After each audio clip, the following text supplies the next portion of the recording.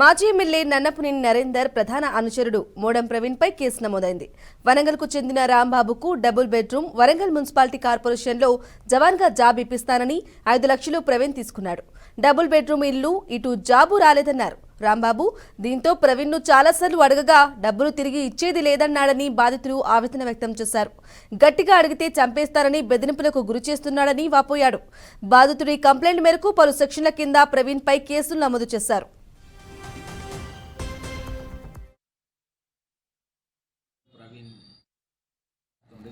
SRR తోటకు చెందినటువంటి వ్యక్తి.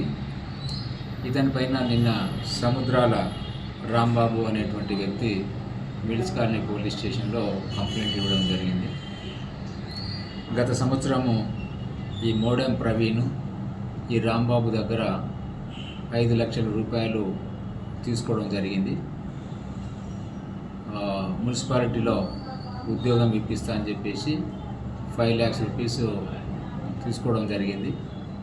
సో ఉద్యోగము ఇప్పిలేదు, తిరిగి డబ్బులు ఇవ్వమంటే డబ్బులు ఇవ్వకపోవడంతో నిన్న మిల్స్ కాలనీ స్టేషన్లో కంప్లైంట్ ఇవ్వడంతో దాని మీద కేసు నమోదు చేసి దర్యాప్తు చేస్తున్నారు మా ఇన్స్పెక్టర్ మల్లయ్య గారు.